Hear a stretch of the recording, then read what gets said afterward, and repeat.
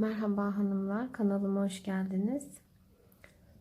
Bugünkü videomda sizlere şişle örülen çok şık bir patiğin anlatımını yapacağım inşallah. Patiğim, evet, buradan bakıldığında küçük görünüyor fakat giyildiği zaman gayet güzel, genişleyip ayağı sarıyor. Bunu 37, 38, 39 hatta 40 numaralı ayaklar bile giyebilir. Yapımı gayet basit. Şu kısımdan başlayarak yapıyoruz. İki renk ip kullanacağız. İplerim Ören Bayan Dora ve şöyle küçük şişler tercih ettim. Çünkü bu yan kısımlara geçince iki şişle örmek zor oluyor. O yüzden küçük şişleri tercih ediyorum ve şiş numaram da 3 numara. İplerim patiklik ip, dediğim gibi iki renk ip kullanacağım. Siz de artık zevkinize göre hangi renk isterseniz kullanabilirsiniz. Dediğim gibi şu kısımdan yapmaya başlayacağız. Örneğimiz ajur, düz örgü ve haroşa olarak devam edecek. Bu şekilde önce bu kısmı yapıp bitiriyoruz.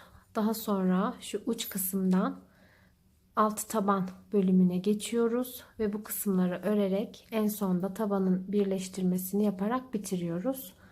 Giyildiği zaman gerçekten ayakta çok şık duruyor. Bu şekilde göstereyim. Evet, hep beraber başlayalım. Önce 11 ilmekle başlayacağız. Şöyle arttırarak düz örgülerle devam ediyoruz. Şunu da şöyle şu şekilde bırakayım. Belki bakarak daha iyi anlarsınız. Evet, pembe ipimizle başlayacağız. Ve 11 tane ilmek atacağız şişimize.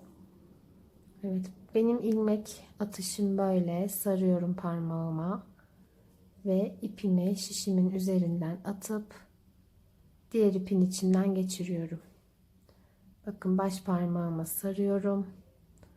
Bu şekilde üstünden atıp içinden çıkartıyorum. Farklı tabi ilmek atma çeşitleri var. Herkesin aynı değil. Herkes alıştığı ya da daha kolay geldiği şekilde atıyor ilmeklerini. Benimki de bu şekilde. Evet. Kaç tane oldu? 7 tane. 11 tane ilmek demiştik. 8 9 10 ve 11. Evet, bakın 11 ilmeğimi tamamladım. Şimdi bu küçük ipimi burada bir kez bu şekilde bağlayarak devam edeceğim. Tekrar küçük şişlerimden alıyorum. Evet, bakın şu kenar kısımlar haroşa olacak. Şimdi kenarlardan 5'er ilmeğimiz haroşa olacak. 1 2 3 4 ve 5. Evet, bakın 5 tane ilmeğimi düz olarak ördüm. Yani arkalı önlü düz olarak örünce haroşa oluyor ya da bazıları ters olarak örüyor her iki tarafı. O şekilde de haroşa olur. Şimdi 5 tane ilmeğimi düz ördüm. İpimi şişimin üzerine bir kere doladım ve bir tane düz örüyorum. Tekrar ipimi doluyorum. Şöyle kenara alalım. Tekrar ipimi doladım. Bakın, geri tekrar 5 tane ilmeğim kaldı. Bunları da düz olarak 2 3 4 ve 5. Evet. Anlatalım. 5 ilmeğimizi düz ördük. Bir tane şişimizin başına ipimizi dolayarak arttırmamızı yaptık. Tekrar bir tane düz ördük.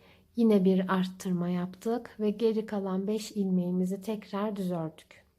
Şimdi burası patiğimizin düz kısmı. Şimdi çeviriyorum. Tekrar 5 ilmeğimi düz örüyorum ve bu şekilde haroşa yapmış oluyorum. 2 3 4 ve 5.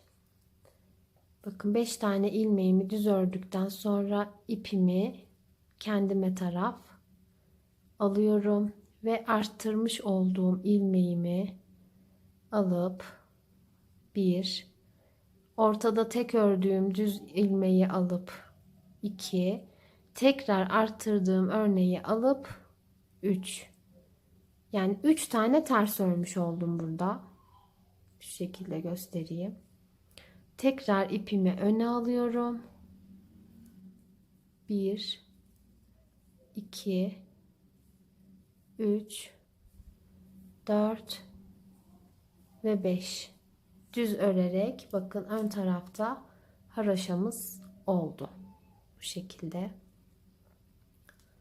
Şimdi tekrar sıra başında ve sıra sonundaki 5 ilmeğimizi her iki taraftan, yani önden ve arkadan, tersinden ve düzünden düz olarak öreceğiz. 1 2 3 4 5. Bakın 5 tane ördük. Bakın bir alt sırada yaptırdığımız arttırma. Her 5 ilmekten sonra arttırma yapıyoruz. İlk baştaki 5 ilmeğimizde arttırmamızı yaptık. Tekrar düz örüyoruz. Bakın 1 2 3. Bakın arttırmamız buradaydı bir alt sırada. Tekrar arttırmamı yapıp kalan 5 ilmeğimi düz örüyorum. İlk 5 ilmeği ördükten sonra ilk arttırmamı yapıyorum. Son 5 ilmeğimi örmeden hemen önce arttırmamı yapıp son 5 ilmeğimi örüyorum. Evet, bu şekilde. Bu sıram da bitti. Şimdi tersine geçtim. Tersinde de yine aynı şekilde 5 ilmeğimi düz olarak örüyorum. Evet, bakın arttırma yerime geldim. Arttırma yerinde şu şekilde ipimi arkaya alıyorum. 1 2 3 4 ve 5.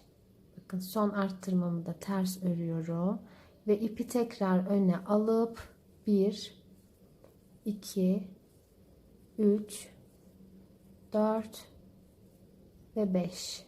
Evet, 5 tane daha ördüm. Tekrar çeviriyorum.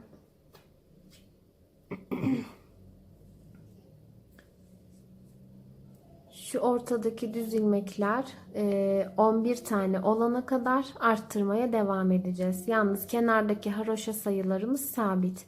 5 burada, 5 burada. Ortadaki ilmekler, düz ördüğümüz ilmekler kenardaki arttırmalarla birlikte 11 tane olacak.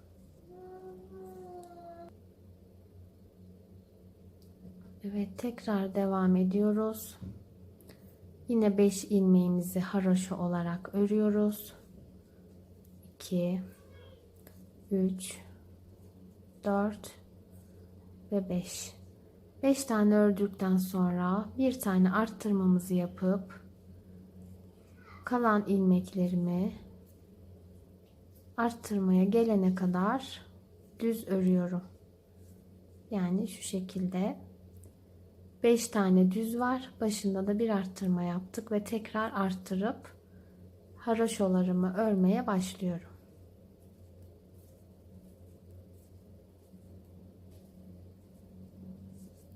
Evet, bakın bu şekilde.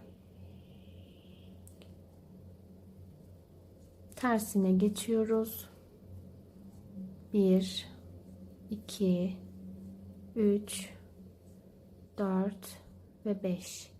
5 tane haroşamı ördükten sonra ipimi kendime doğru alıyorum ve bakın arttırmaya yaptığım yerden başlayarak diğer arttırma yerine kadar ters örerek devam ediyorum.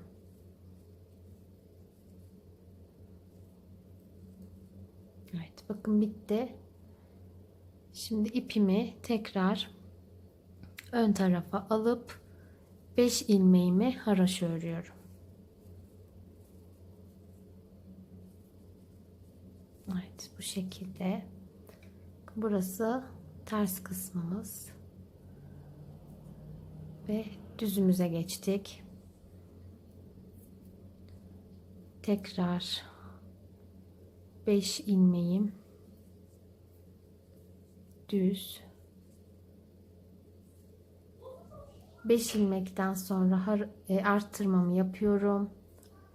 1 2 3 4 5 6 7. Arttırmamız hariç 7 tane ilmeğimizi düz ördükten sonra tekrar bir arttırma yapıyoruz ve kalan 5 ilmeğimi tekrar düz olarak örüyorum. Evet, bu şekilde. Bakın örneğimiz yavaş yavaş belirmeye başlıyor. Dediğim gibi şu ortadaki düzlerim 11 tane olana kadar arttırmaya devam edeceğim. Yani şu kısım. Şöyle. Bakın 11 tane olunca 5 sağdan ve 5 soldan ayırıp tıpkı ilk sırada olduğu gibi 5 tane örüp arttırmamı yapıp ortada bir tane düzle başlayacağım tekrar. 2 4 5 kez arttırma yapıyorum. Şimdi tekrardan tersime geçtim. 1 2 3 4 ve 5. Evet. İpimi tekrar kendime doğru alarak ilmeklerimi tersten örmeye başlıyorum. Evet, bu şekilde.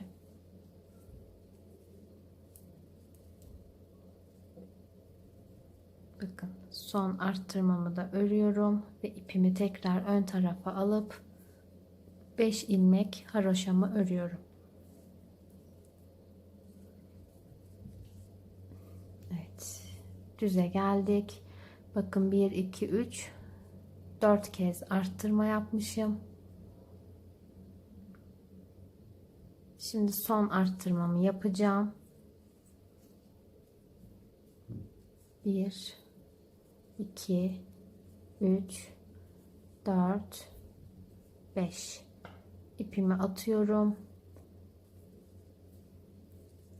ve ortadaki düz kısımlarımı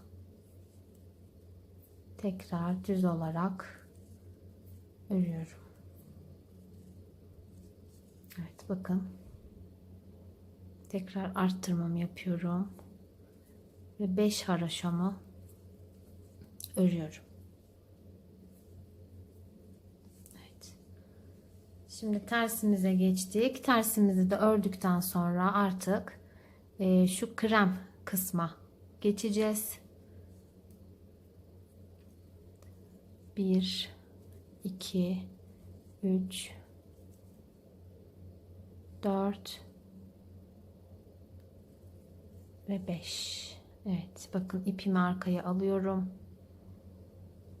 Ters örmeye devam ediyorum. 2 3 4 5 6 7 8 9 10 ve 11. İpimi tekrar ön tarafa alıp 3 4 ve 5. Evet. Örneğimin ilk kısmı, yani şu kısmı bitirdik. Bakın şu şekilde. Şimdi krem rengime geçeceğim. şöyle bir şey yapacağız. Şimdi krem renklerim hem bu tarafta hem de bu tarafta olacağı için ne yapıyorum? Krem rengi ipimin her iki ucunu da kullanacağım. Yani hem içinden çıkararak kullanacağım hem de şu üstündeki ipten kullanacağım. Şimdi öncelikle ipimi hemen bağlıyorum.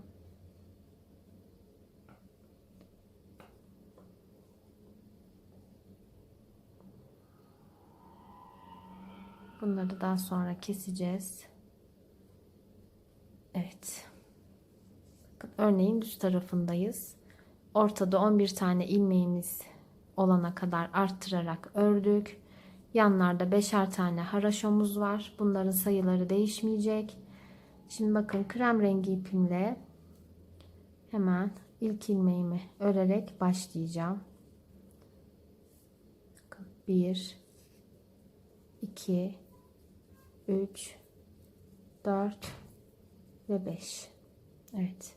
Şöyle 5 tane krem rengiyle ördüm. Şimdi bu 5 tane kremle ördükten sonra bakın.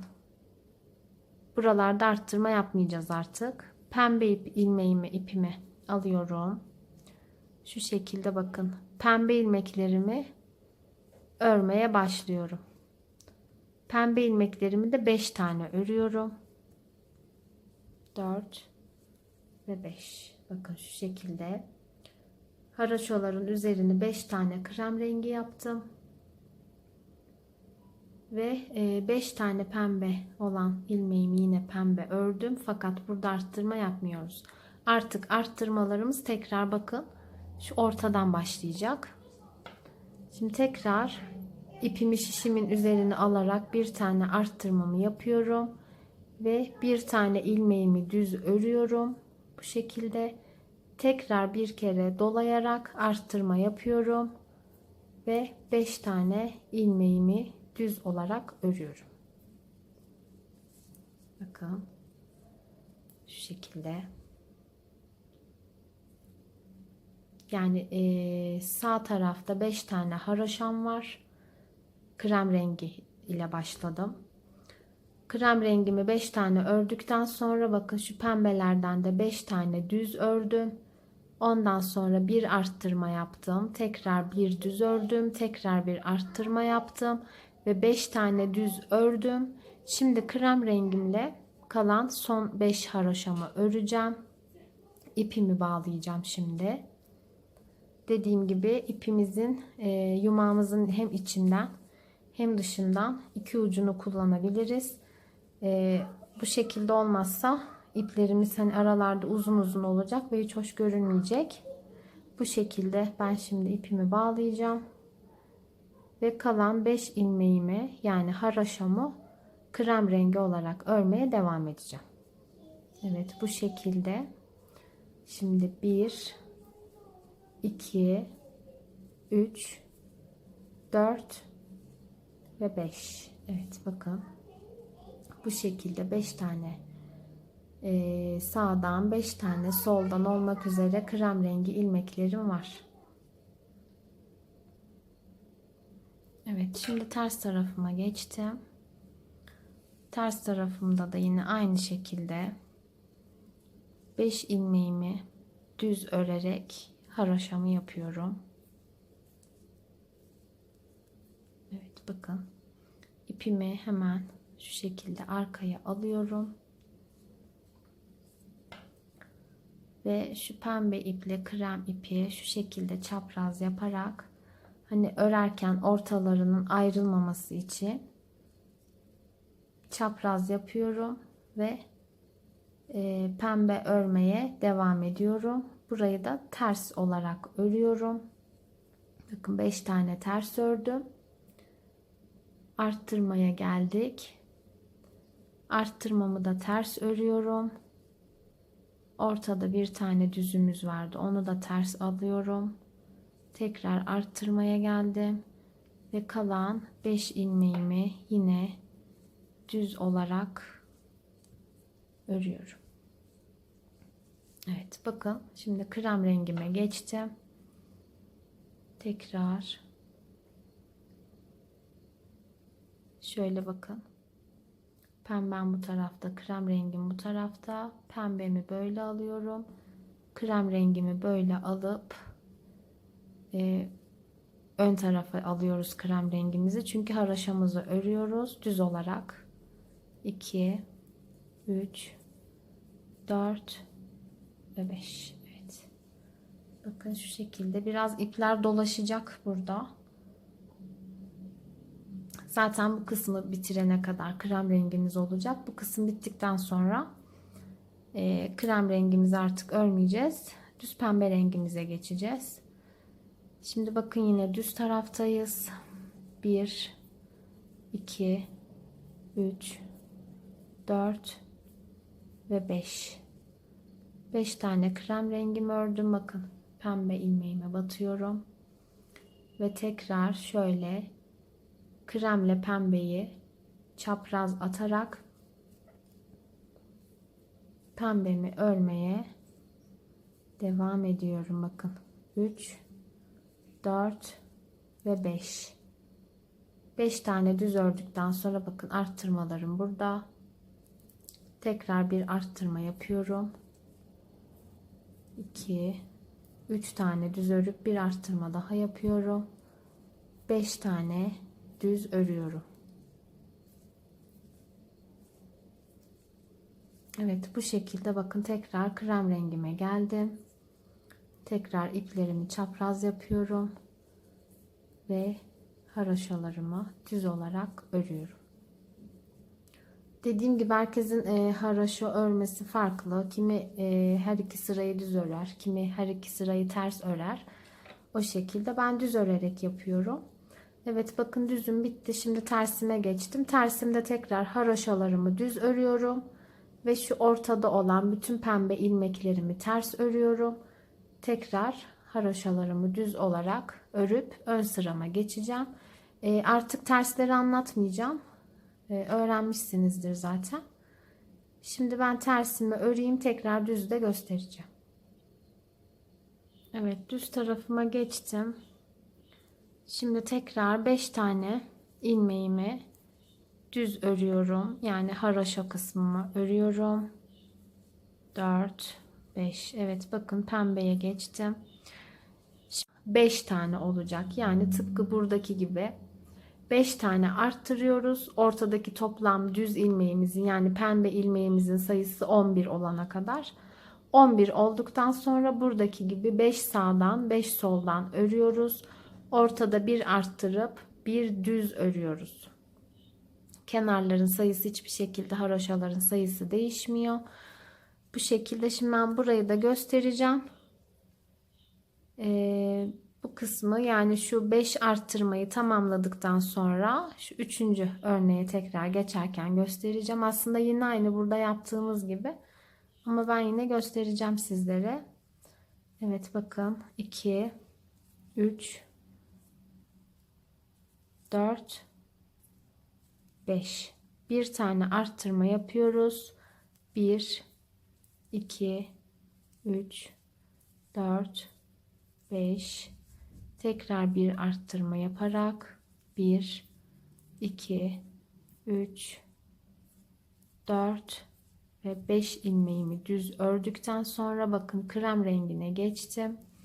Krem rengiyle şöyle pembe iplerimi çapraz alıp sıkılaştırıyorum ki şu araları örerken açık kalmasın diye, açıklık oluşmasın diye. 3, 4 ve 5. Evet. Şimdi tekrar tersini öreceğim. Bakın ters çevirdiğimiz zaman 5 tane haroşayı düz olarak örüyoruz ve şu ortadaki bütün pembe ilmeklerimizi ters olarak örüyoruz. Ön tarafa geçtiğimizde yine düz örüyoruz ve şu arttırmalarımız 5 tane olacak. Toplamda şu ortadaki düz olan kısım yani arttırmaya başladığımız andan itibaren şöyle bakın ortada 1 ile başlamıştık ya. İşte bu toplamda 11 sayıya ulaşana kadar yani 5 kere arttırma yapıyoruz. Şimdi ben bu 5 arttırmamı bitireceğim. Bakın şu an 3 tane yaptık. 2 arttırma daha yapacağım. Ondan sonra şu üçüncü örneğimizin yapımına başlayacağız. Evet hanımlar, bakın 5 tane arttırmamız bitti bu şekilde. Düz ilmeklerimizi ördük ve arttırmaların ortalarında örmüş olduğumuz düz ilmeklerin sayısı 11 tane oldu. Yani 5 arttırma ve 11 düz ilmek. Şimdi kenardaki haroşadan başlıyoruz tekrar. Yalnız bu sefer şu 5 tane düz ördüğümüz pembe ilmekleri de krem rengi olarak örüyoruz. Yani şu kısım, bakın. 5 tane daha krem rengi olarak yapacağız. Evet, şimdi 1 2 3 4 5 6 7 8 9 10. Evet, toplamda 10 tane oldu bakın. 5 haroşadan aldık. 5 tane de pembe ilmeğimizden aldık. Toplamda 10 tane oldu. Şimdi bakın, arttırma yapmıyoruz burada. Arttırma yapmadan pembe ipimizle şu 5 tane ilmeğimi tekrar düz olarak örüyorum. 3 4 ve 5. 5 tane düz ördükten sonra bakın yine arttırmaya başlıyoruz burada. Bir tane arttırmamızı yapıp bir tane düz ilmek örüyoruz ve tekrar bir arttırma yapıyoruz. Yani her iki arttırmanın ortasına mutlaka bir tane düz örgümüzü örüyoruz. Bir ilmeğimizi alıyoruz yani.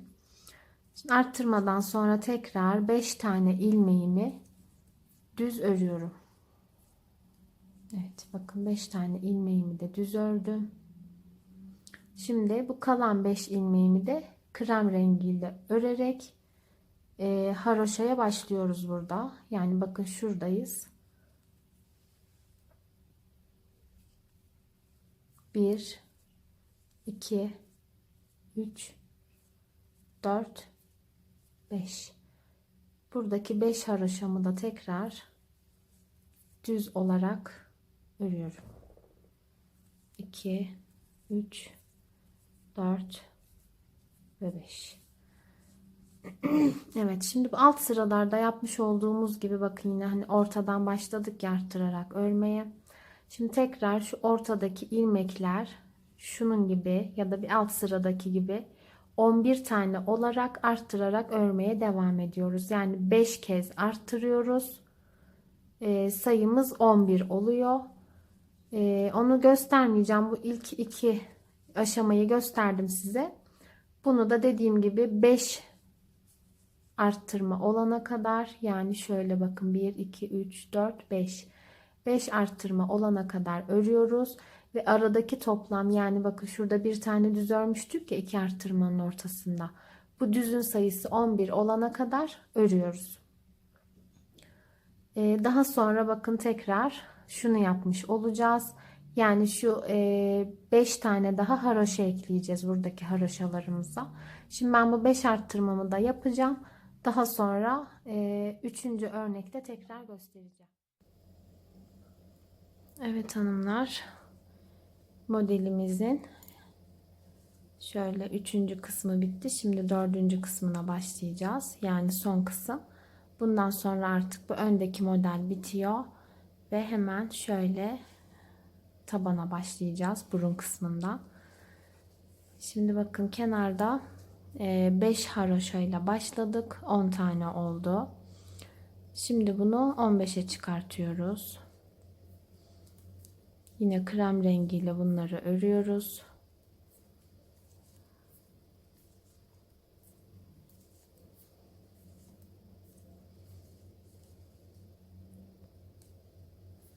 Evet, bakın bir alt sırada olduğu gibi yine 5 tane pembemizi haroşa örüyoruz. Evet, bakın bu şekilde.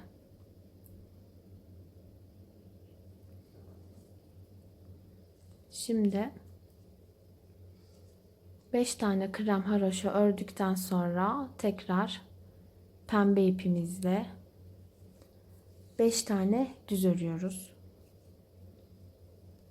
1 2 3 4 ve 5. Bakın 5 tane düz ördük. Bir arttırma yapıyoruz.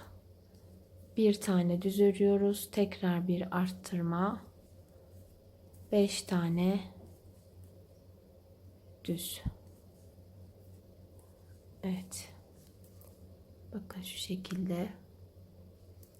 Şimdi burada kalan son pembe 5 ilmeğimizi de krem rengi olarak haroşa devam ediyoruz.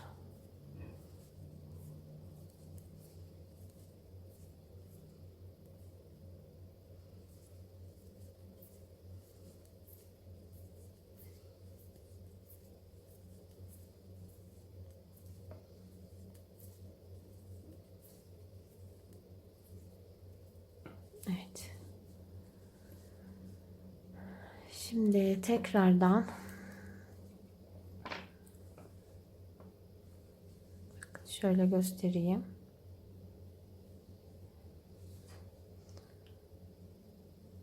Aynı şekilde tekrar yapacağız. Yani arttırmamızı yapıyoruz. 5 arttırma daha yapacağız. Şöyle şu şekilde. 1, 2, 3, 4, 5. Yani sayımız tekrar 11 olacak. Aynı alt sıralarda yaptığımız gibi. 11 olduktan sonra şuraları pembeyle haroşa yapmaya başlayacağız. Şimdi örneğimizin tersine geçtik. Tersinde dediğim gibi haroşaları yine haroşa şeklinde, düz olan yerlerimizi ters olarak örüyoruz. Ve aynı 5 tane arttırma yapıyoruz. Yani şu orta sayımız, ortadaki bir düz olan sayımız toplamda 11 olacak. Ondan sonra tekrar göstereceğim. Evet hanımlar. Son sıramızı da, yani son örneğimizi de burun kısmımızdaki ördük, bitirdik. Bakın 1, 2, 3 ve dördüncü de bu şekilde yarım kaldı. Şimdi ben arkadaki krem rengi iplerimin hepsini kestim. Şöyle düğüm atıp sıkılaştırdım. Pembe ipimi de kestim buradan. Pembe ipimi buradaki krem ipime sabitledim. Şimdi artık pembe ile devam edeceğiz. Krem rengi bu kadar. Örmeyeceğiz artık kremle. Şimdi bakın burada 5, 10, 15 tane haroşamız var. Ve şu 5 krem pembe ilmeğimizi de krem haroşa öreceğiz. Toplamda 20 tane haroşamız olacak. Ortadaki 11 sayımızı düz devam ettireceğiz. Buradakileri de yine aynı şekilde bu 5 ilmeğimizi de krem rengi haroşa olarak örüyoruz. Ve 6 sıra öreceğiz bu şekilde. Şimdi göstereyim hemen. Pembe ile başlıyoruz. Krem rengimiz toplamda 15 ilmek haroşa. 5 tane daha ekleyeceğiz.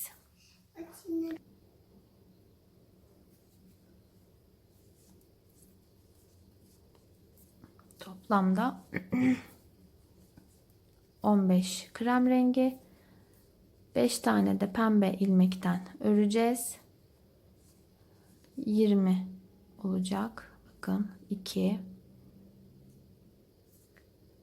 3 4 5. Evet, bu 5 ilmek de aynı şu alt sıralardaki gibi haroşa olacak. Ve şu ortadaki 11 ilmek de şöyle burun kısmımızla devam edecek. Arttırma yapmıyoruz artık. Bu sırada bu şekilde hepsini düz örerek devam ediyoruz. Örneğimizin tersinde haroşalarımızı haroşa olarak, düzlerimizi de ters olarak örüyoruz.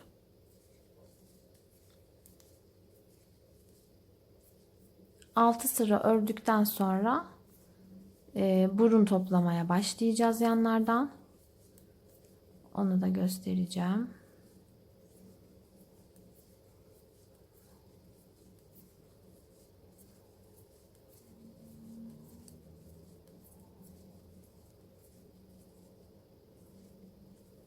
Evet, bakın. Hepsini pembeyle ördük. Şimdi terse geçtik.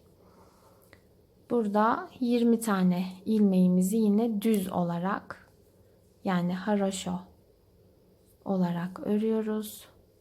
3, 4, 6, 7, 8, 9, 10, 11, 12, 13, 14, 15, 16, 17, 18, 19 ve 20. Yani krem renginden sonra 5 ilmeğimizi daha haroşa olarak ördük.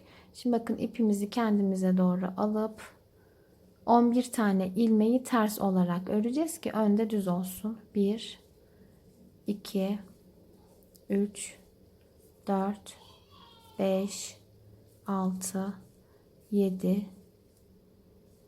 8, 9, 10. Evet, 11 oldu sanırım.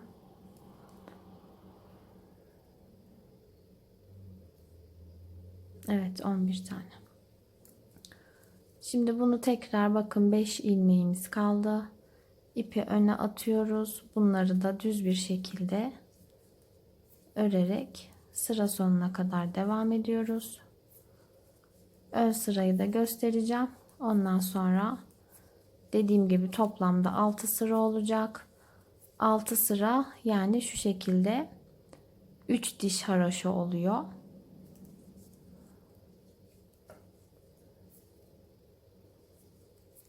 Biz 2 sıramızı şu an ördük.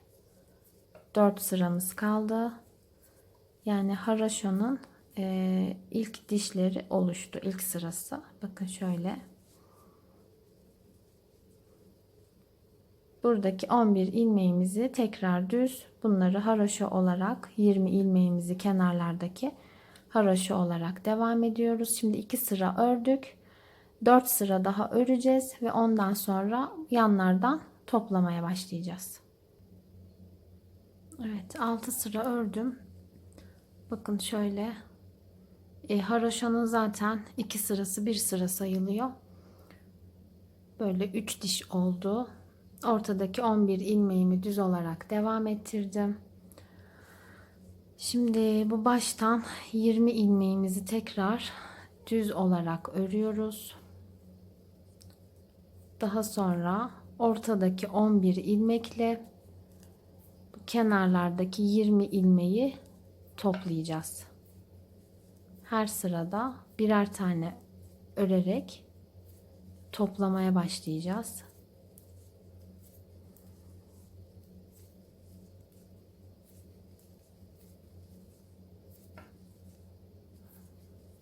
Evet, bakın, haroşanın hepsini örerek aldım. Şimdi bu tarafta düzüm kaldı. Bu düzlerimi de tekrar şöyle ayrı bir şişe geçireceğim.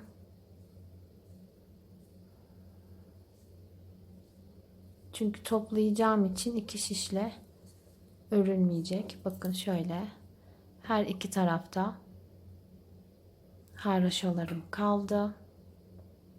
Ortada da düz ilmeklerim duruyor.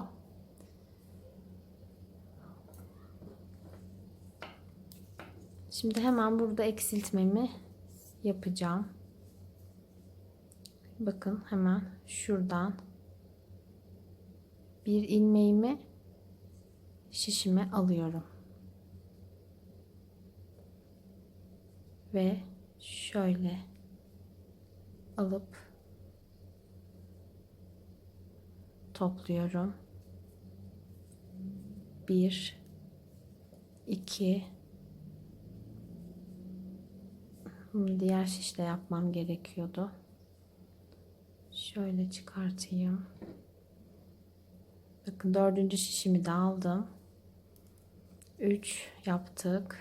4, 5, 6, 7, 8, 9, 10. Bakın şişimde bir tane kaldı. Bu ilmeğimi de şu şekilde alıp soldaki şişimin üzerine atıp bakın ikisini bir alıp topluyorum. Bakın kenarlardan birer tane eksiltme yaptım. Şimdi dönüyorum. Yine aynı şekilde sağ şişteki ilmeğimden bir tane ortadaki şişime aldım ve bakın şöyle alttan ilmeklerime girerek ikisini bir alıyorum ve ters örüyorum. Pardon, bu sıra haroşa, evet bu sıra haroşa olacaktı. Unuttum ben. Evet bakın şuralar haroşa olarak örülecek. Kusura bakmayın, tamamen unuttum. Şimdi buradan tekrar göstereyim.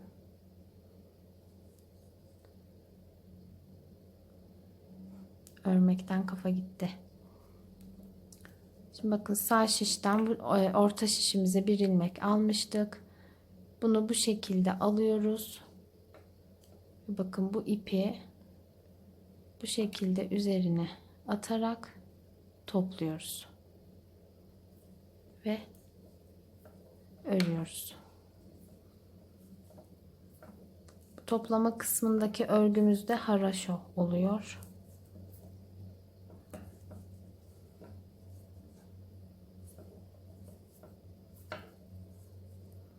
Evet bakın bir tane burada kalıyor.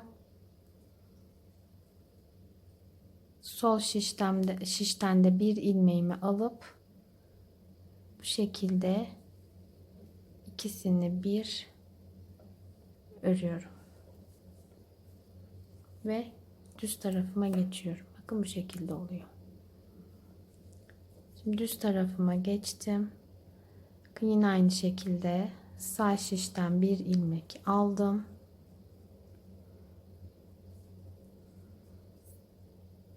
İpim bu arada arkada kalıyor.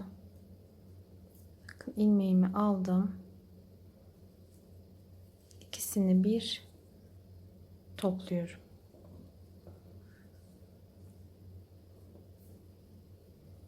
Yani her sıra sonunda ve her sıra başında yan şişlerden birer ilmek alıp ortadaki bıraktığımız son ilmeğimizle birlikte örüyoruz. Bakın şimdi tekrar bir ilmeğim kaldı ve bu yan şişten bir ilmek daha alıyorum ve ikisini bu şekilde örüyorum. Evet. Çeviriyorum tekrar. Buraları kesinlikle örmüyoruz. Sadece bu ortadaki 11 ilmeğimizi örerek devam ediyoruz. Şimdi bakın ipimi tekrar öne atıyorum. Sağ şişten bir ilmeğimi aldım ve şişimi bu şekilde içinden geçirip üstünden atıyorum ipimi. Örüyorum.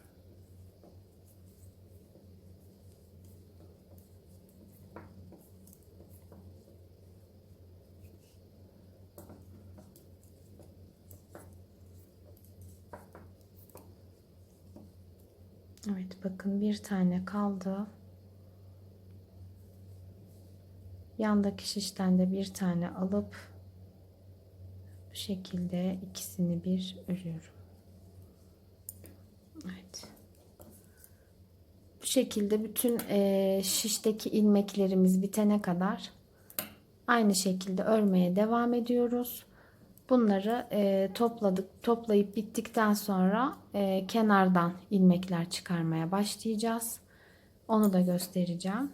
Şimdi dediğim gibi bu ilmekler bitene kadar her iki taraftan, her sırada arkadan ve önden birer kez alarak eksiltmemizi yapıyoruz. Yani topluyoruz. Bakın toplamda 2, 4, 6, 8, 10, 11 tane.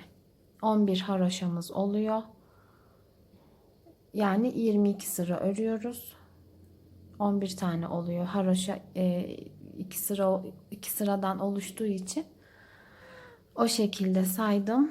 Şimdi dediğim gibi bunları toplayarak, yani bu şişi komple bitirerek sadece bu şişte 11 tane ilmeğimiz kalacak şekilde yapacağız. Yani şunlar bu şekilde olacak. Sadece ortada 11 tane ilmeğimiz kalacak. Bunların hepsini eksilteceğiz, toplayacağız. Ben bitireyim. Ondan sonra bu yandan ilmekler almaya başlayacağız. Onu da göstereceğim. Evet. Bütün ilmeklerimizi toplayarak bitirdik. Bakın şu şekilde. Şimdi kenar ilmeklerimizi alacağız. Şimdi bakın hemen şu uçtan, başlangıç yerimizden ilk ilmeğimizi alıyoruz. Biraz sıkı. Bakın şu haroşaların kenarlarındaki ilmeklerimizi bu şekilde zaten görünüyorlar. Bakın hemen şöyle kenarda.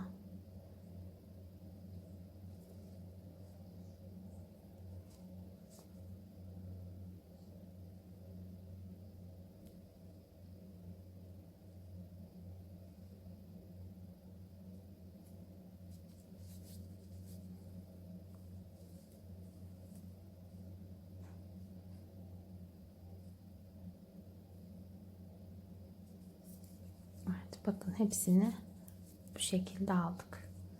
Şimdi diğer kenardakileri alıyoruz. Sıra atlamamaya dikkat ediyoruz.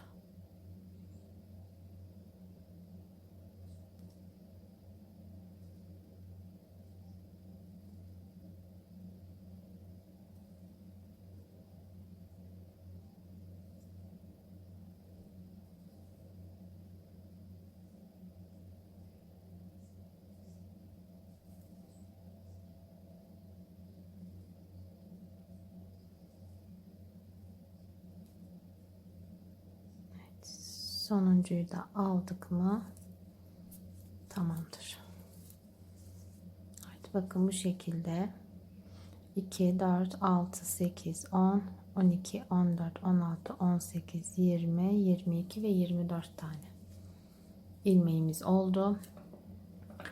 Şimdi şu pembe ipi buradan keseceğiz. Sıra başından başlayacağız. Neden? Çünkü ipimiz ortada kaldı.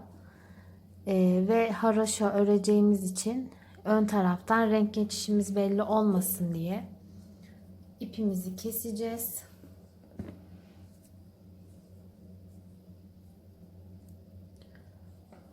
Ve hemen şuradan tekrar başlayacağız.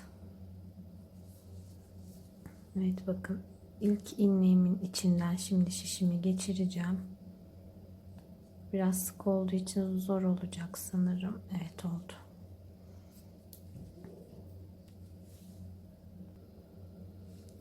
Evet, bakın ipimi şöyle şu şekilde şişimin üzerine koyup ilmeğimin içinden geçirip kenarına hemen bir düğüm atıyorum. Evet, bu kalan ipleri daha sonra saklayıp keseceğiz. Bakın şuralarda yaptım ben. Şu görünmüyor. Şu kısımlar kesilecek. Evet, buraya düğümledikten sonra şimdi örmeye devam edeceğim. Artık sıralarımın hepsi haroşa olarak örülecek.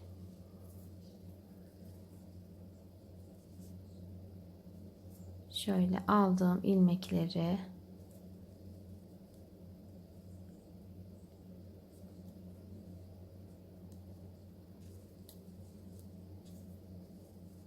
örüyoruz.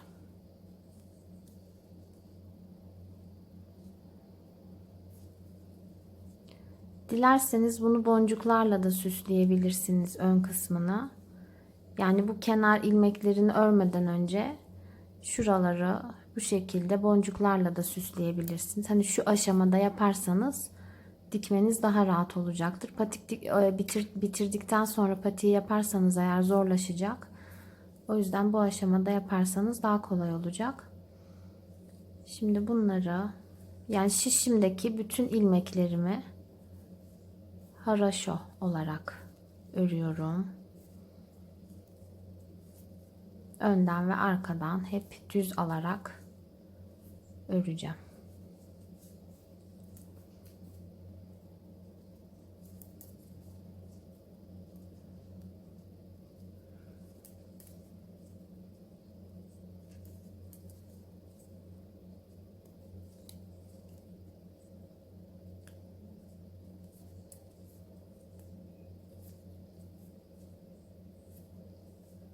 Evet, bakın bu şişimi bitirdim.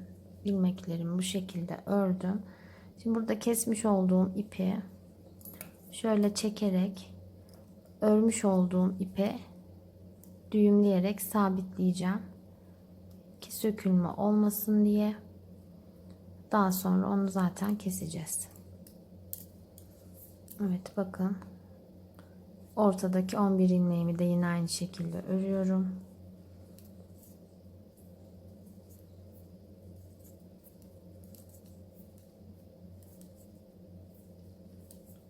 Bundan sonrası daha kolay artık.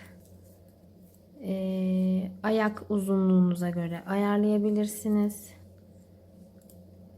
Giyerek ayak ölçünüz neyse, uzunluğunuz neyse ona göre boyunu ayarlayabilirsiniz. Şimdi kaç sıra öreceğimizi söyleyeceğim ben size. Ama dediğim gibi hani benim vermiş olduğum sıra sayısı sizin ayak ölçünüze uygun olmayabilir. Onu siz zaten deneyerek daha iyi yaparsınız. Evet, bu şekilde örüyoruz. Şimdi toplamda bakın 2, 4, 6, 8, 10, 12, 14, 16, 18, 20, 22, 24, 26. 26 sıra haroşa yapmışım. Yani sadece şu an dişleri saydım, 26 sıra. Toplamda 52 sıra oluyor. Şu yanları da göstereceğim. Bakın 2, 4, 6. 6 ilmekten sonra ters örüyorum burayı. Burayı dönüş sırasında göstereceğim. Şimdi ben bu şişimi bitireyim. Şu kenardaki görüntüyü nasıl yapacağımızı da göstereceğim. Ondan sonra 52 sıra, yani 26 haroşa öreceğiz. Daha sonra topuk kısmına geçiyoruz. Evet, şimdi ters tarafımıza geçtik. Bakın şu krem pembe olan 6 tane ilmeğimizi düz olarak, yani artık önden ve arkadan düz olarak öreceğiz haroşa olması için. Farklı bir şey yapmayacağız. Sadece bu kenarlardaki şu çizgi görüntüsünü vermek için 3, 5, 6 tane ilmeğimi düz ördükten sonra ipimi kendime doğru alıp bir tane ters örüyorum ve tekrar ipimi öne alarak bütün ilmeklerimi düz olarak örmeye devam ediyorum. Örneğin tersine geçtiğimizde bu ters örgüyü yapıyoruz. Düzünde zaten yine düz şekilde devam ediyoruz. Sadece tersine geldiğimiz zaman 5 tane ilmek ördükten sonra 6.'yı ters tarafından ters olarak örüyoruz. Diğerlerini düz olarak örmeye devam ediyoruz. Şimdi ben 26 diş haroşamı yaptıktan sonra, yani 52 sıra benim ayak boyuma göre oldu. Siz kendi ayak boyunuza göre ölçtükten sonra, yani şu bölge tam topuğunuzun altına kadar gelecek. Ondan sonra arka tabanı kesmeye başlayacağız. Şimdi öreyim, tekrar tabanı keserken göstereceğim. Evet hanımlar, 52 sıra ördüm, bitirdim. Yani sayıldığında 26 sıra haroşa oluyor. Toplamda 52 sıra ördük. Şimdi taban kesimi yapacağız. Yani arka topuk kesimi yapacağız tabanda. Sağ şişimde 24, sol şişimde 24. Ortada ise yine arka tabanı oluşturacak olan 11 tane ilmeğim var. Şimdi buradan tekrar ortadaki 11 ilmeğe kadar normal haroşa örerek gideceğim. Ve ondan sonra kesimine başlayacağız. Şimdi bu şekilde düz örerek,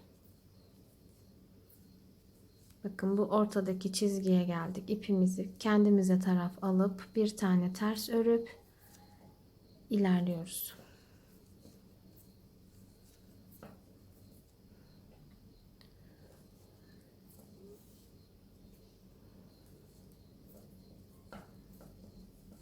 ...24 tane ilmeğimiz var kenar şişlerimizde. Ve ortada ise aynı burun kısmında olduğu gibi 11 tane ilmeğimiz var. O burun kısmından başladığımız 11 ilmeği devam ettiriyoruz topuk kısmında da. Evet, şimdi bakın ilk şişimi bitirdim. Şimdi hemen kesmeye başlıyorum. Bakın sağ şişimden, yani tıpkı şu burun kısmında yaptığımız işlem gibi. Sağ şişimden orta şişime bir tane ilmek aldım. Ve örüyorum. İkisini bir ördüm. 3 4 5 6 7 8 9 ve 10. Bakın 10 tane ördük. Şişimizde bir tane kaldı. 11. ilmeğimizle sol şişimizdeki ilmekten bir tane alarak şöyle bakın ikisini bir topladık. Evet, bir tane ilmek çıkardım ikisinden de. Şimdi arka sıraya geçtik. Bakın ipimiz ön tarafta. Bir tane daha ilmek aldım sağ şişimden ve bakın ikisini bir öreceğim.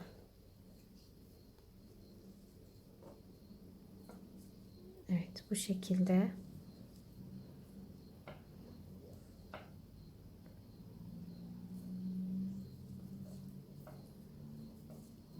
Ortadaki 11 ilmeğimizin sayısını kesinlikle eksiltip ya da arttırma yapmadan bitireceğiz.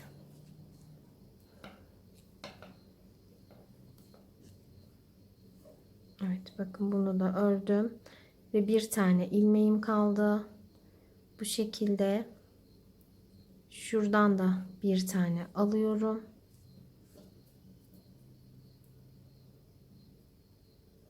Ve ikisini bakın iki ilmeğimi bir alarak ikisinden bir tane ilmek çıkardım. Arka tarafa geçtik. Her sırada ilmeğimizi kenarlardan mutlaka alıyoruz. Bakın şimdi tekrar ipimizi öne attık. Sağ şişten bu şekilde aldık. Ben bu şişi bırakıp artık 3 şişle devam etmek istiyorum. Eğer siz de hani sayılarınızı şaşırmazsanız, bu ortadaki 11 sayıyı şaşırmazsanız 3 şişle devam edebilirsiniz. Bakın 2 ilmeğimi topladım, bir tane çıkardım. Bu şekilde sağ ve sol şişlerimizdeki 24 ilmeğimizi eksilterek, yani hepsini toplayarak bu şekilde örüyoruz. Bakın son bir ilmeğim kaldı. Bunu da bu şekilde alıyorum. 2 şişe düşürdüm.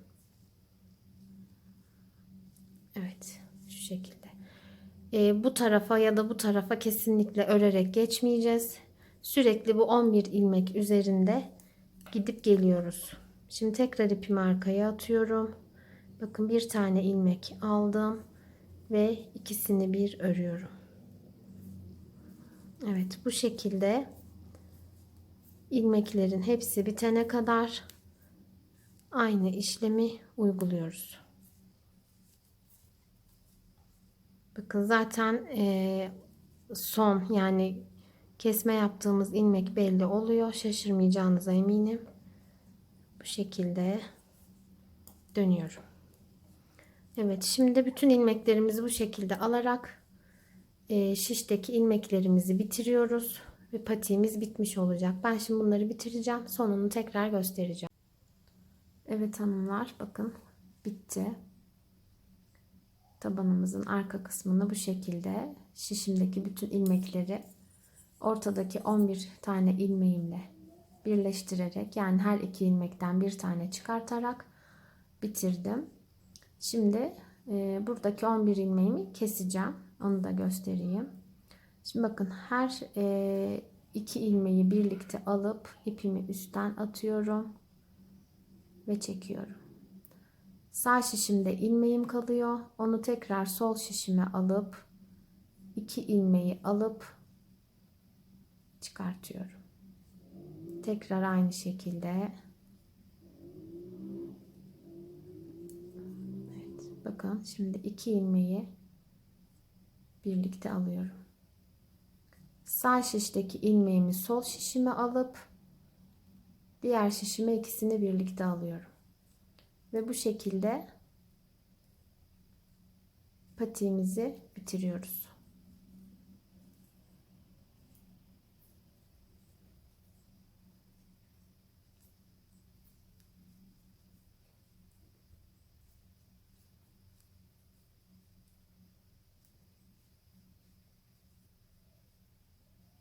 Evet. Şimdi son bu şekilde bir kez daha örerek patiğimizi bitiriyoruz. Burayı keseceğim. Evet, patiğimizin bitmiş hali bu şekilde. Ayakta gerçekten çok güzel bir duruşu var. Çok da basit. Yeni başlayanlar bile anlatımımla kesinlikle yapabileceklerdir. Şimdiden kolay gelsin diyorum. Yeni videolarımda görüşmek üzere. Kanalıma abone olmayı unutmayın. Beğeni ve yorumlarınızı bekliyorum. Hoşça kalın.